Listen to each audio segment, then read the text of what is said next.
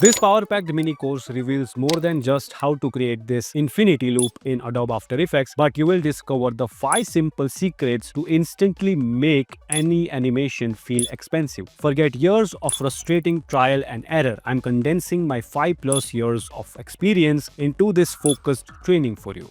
Okay, so here is the breakdown. First, we will start simple. We will craft this infinity animation together step by step. Then I will show you my techniques to elevate your visuals instantly, making any project look dramatically more polished and professional. And then we will go into the fundamentals. Here we will go deep into trim paths, taper, and the crucial graph editor. In this part, you will truly understand how they work so you can confidently break the rules and inject your unique style into every single motion. And by the end of this course, you will possess the core skills and the confidence to elevate every single After Effects project that you touch from here on out. Okay, so we have this composition which is 1080 by 1920. Using the pen tool, I'm going to draw this shape. And then I'm going to click on Alt, and then I'm going to just create this handle so that I can have more control and have rounded edges. And then I'm going to just adjust it in a way that everything looks decent. Okay. And so I'm going to just use these handles to align it. Okay. And then the grid that you see is called title accent safe. And the shortcut for that is you can see on the screen. Okay.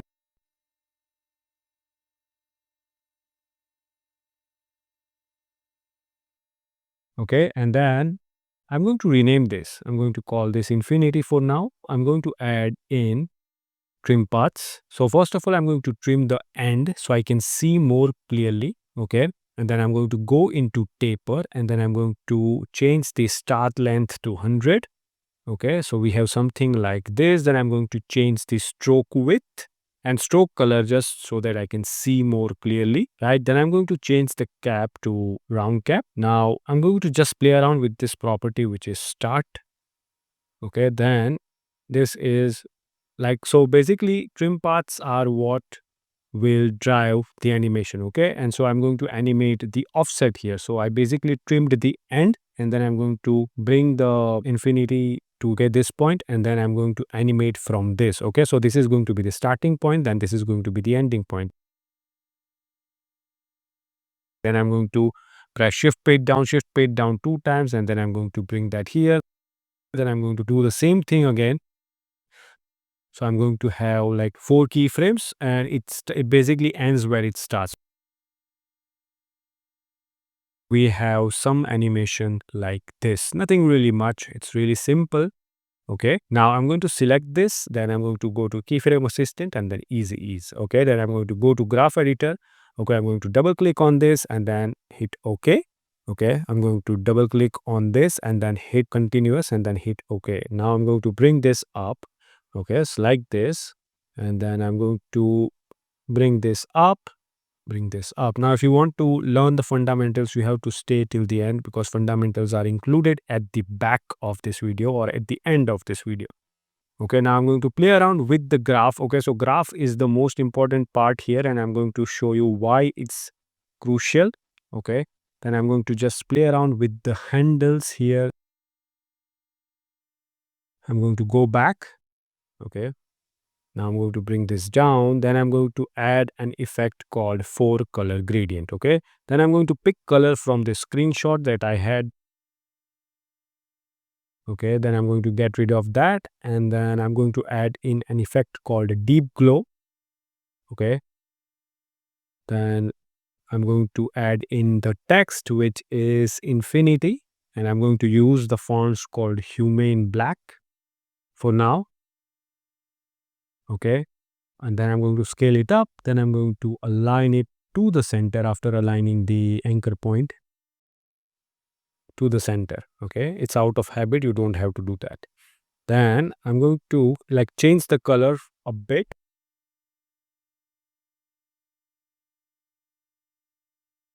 Now, once that is done, I'm going to add in drop shadows and I'm going to bring that to the top in between the four color gradient. And then I'm going to adjust the distance. Okay. So I'm going to get rid of the deep glow for now so that I can see more properly. Okay. So I'm going to change the distance, then I'm going to change the opacity, and then I'm going to play around with the softness. Okay. Then I'm going to turn this back. Right. Then I'm going to duplicate this. Okay. Now I'm going to offset this keyframes just a little bit. Okay. Then I'm going to reduce the stroke to 10. Okay. Then I'm going to offset it even further. I'm going to solo this for now. Okay. Then I'm going to just adjust the end and start properties of the trim path. Okay. Now I'm going to add in wiggle paths. Okay. So we are going to have little bit of wiggly movement like this. Okay, then I'm going to go into the wiggle path and I'm going to change the detail to 5, and then I'm going to keep everything as it is. You don't have to change much. Okay, I'm going to change the wiggles per second to 1. And I'm going to offset it even further. Okay, then I'm going to just bring them in by pressing Alt and then just dragging them in. Okay, so I'm going to offset this keyframe. Then I'm going to add in an effect called roughen edges. Okay, and I'm going to bring it on top of deep glow. Okay, and I'm going to just increase the stroke to something like 9.3. You can play around with the value as much as you like. Okay, then I'm going to offset this again. And so you have to play around with the timing is the most important element of the animation. Okay,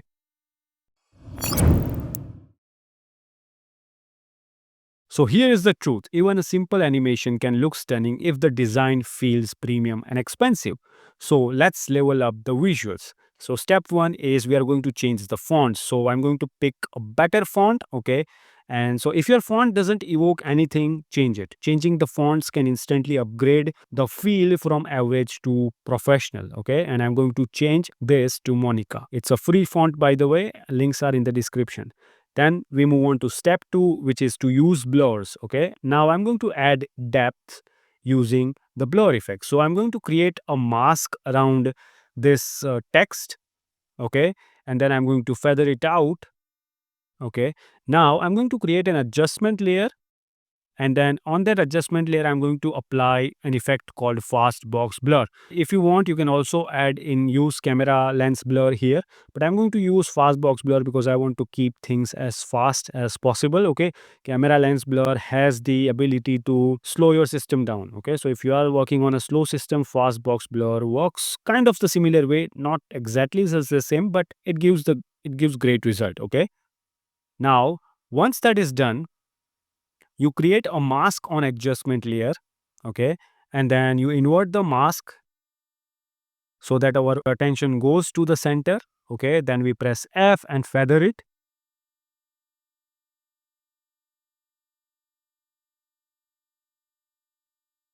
Step 3, so step 3 is to add noise and texture. So create a solid, add a turbulent noise, set to turbulent smooth. Animate the evolution time with the simple time expression that you see on the screen.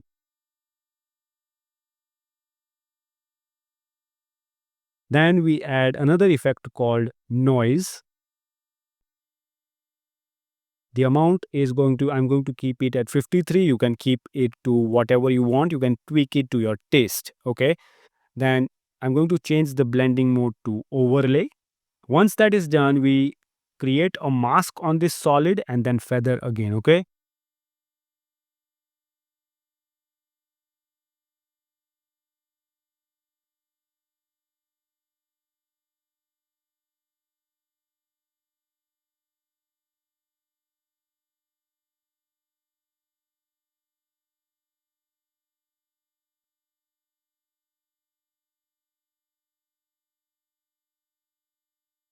Then step 4 is to add the textures that pop. Okay, so I'm going to bring in a halftone texture. You can find the link to this halftone in description. Okay, it's free. And once that is done, I'm going to add an effect called invert. It basically inverts the layer's color basically. Okay, so if it's black, it's going to be white. If it's white, it's going to be black.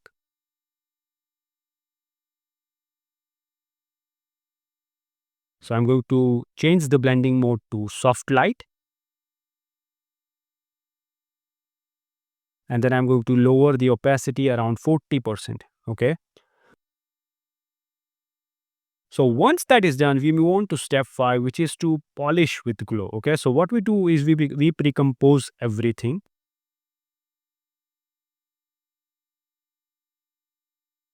Once that is done, we duplicate it. Now, on the top layer, what we add is levels and adjust these values as you see on the screen.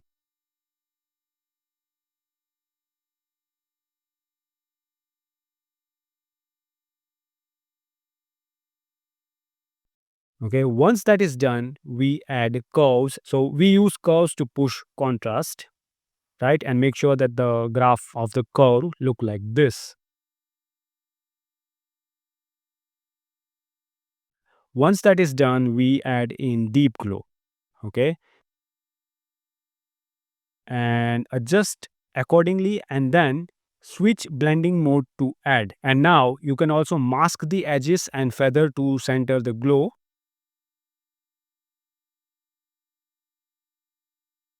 So use this to create a beautiful, like this creates this beautiful halation and ethereal and soft glow around the bright parts. Okay.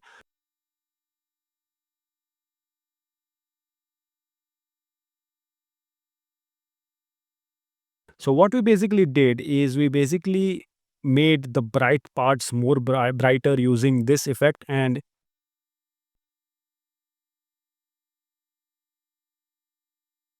you can save this effect as a preset. Now, the final tip in this part is that fonts, blurs, shadows, noise, and the textures are your 5 secret weapons. If you use them mindfully, any animation can go from basic to breathtaking.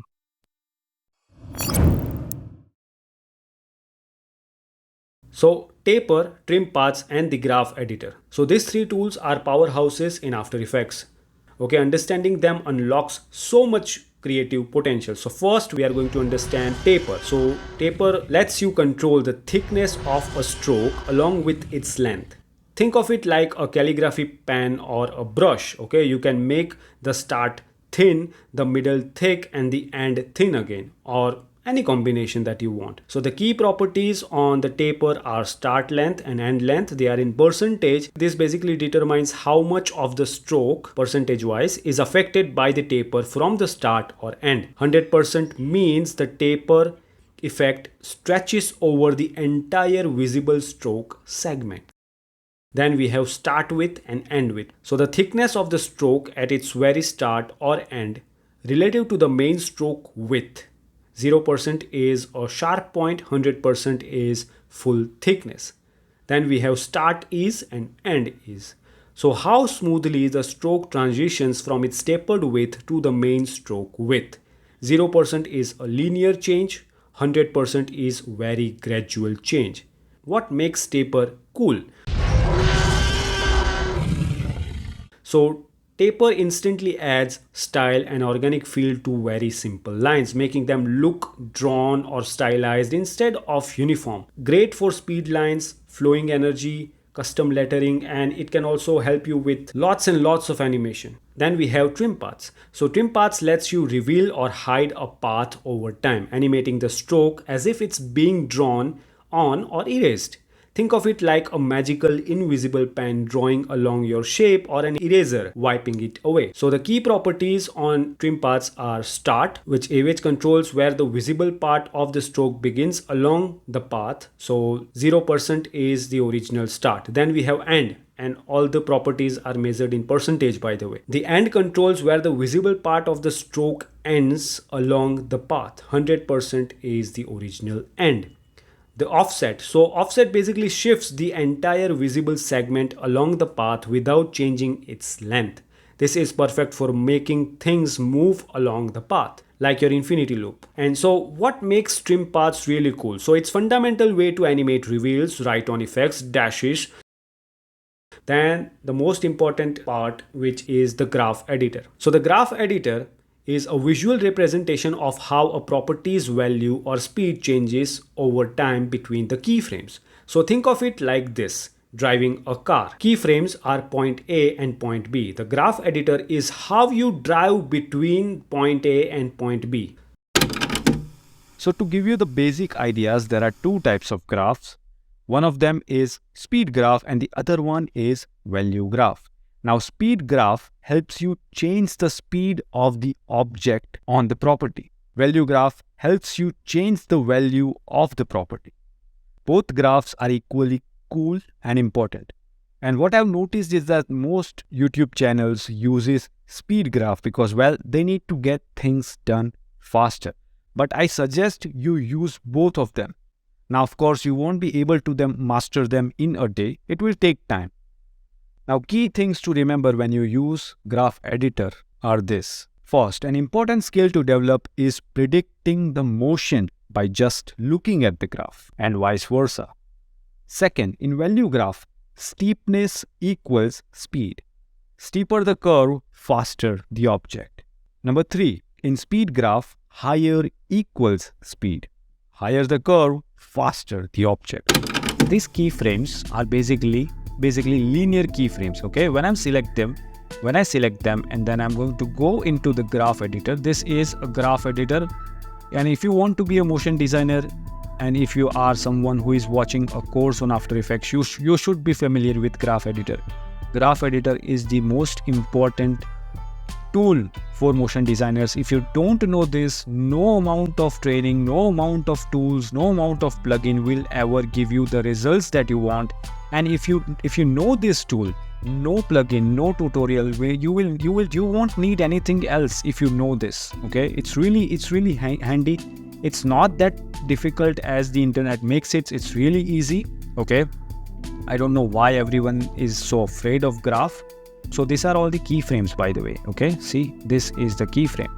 So these are all the keyframes. Now, as the name of the keyframe suggests, that this is a linear keyframe.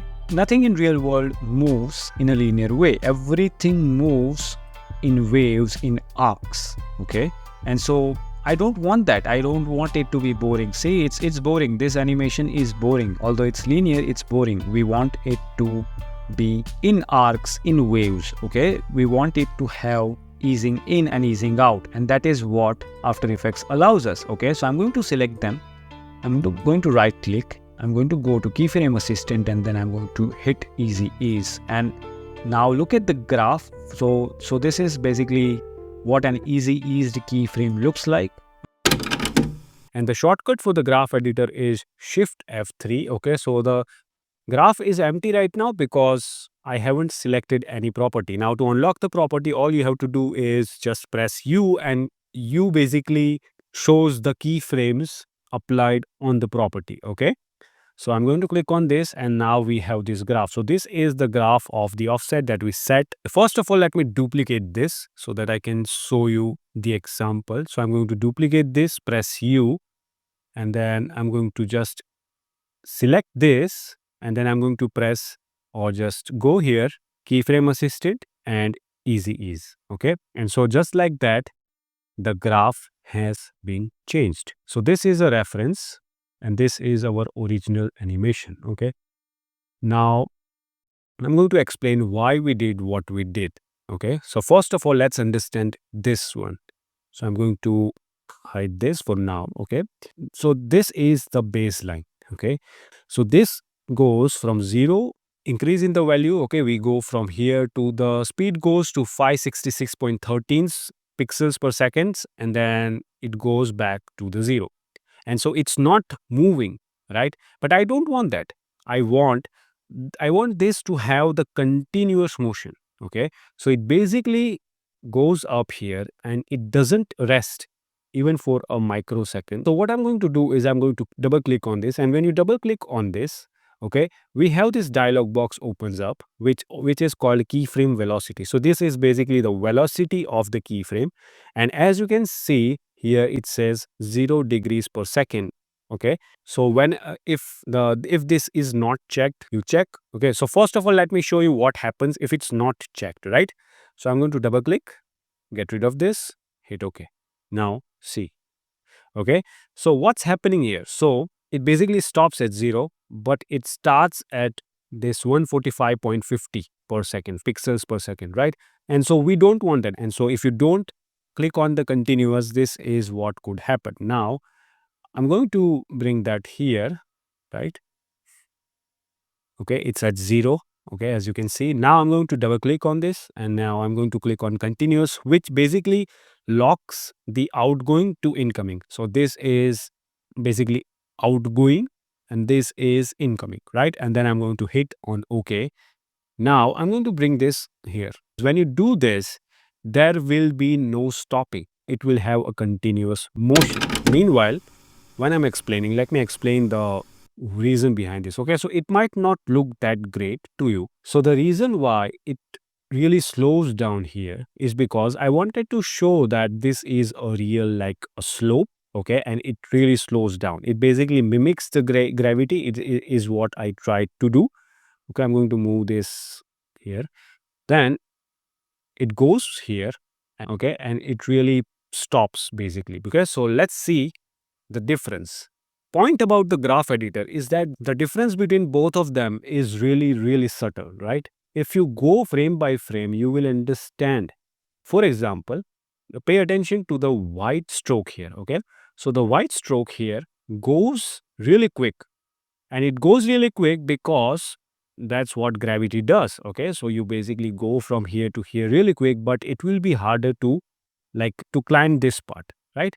And that's what this does. See, it slows really down.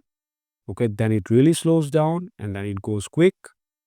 Okay, then it really slows down here. It almost stops. Okay, and then it loops. Okay, so that's the reason behind this keyframes.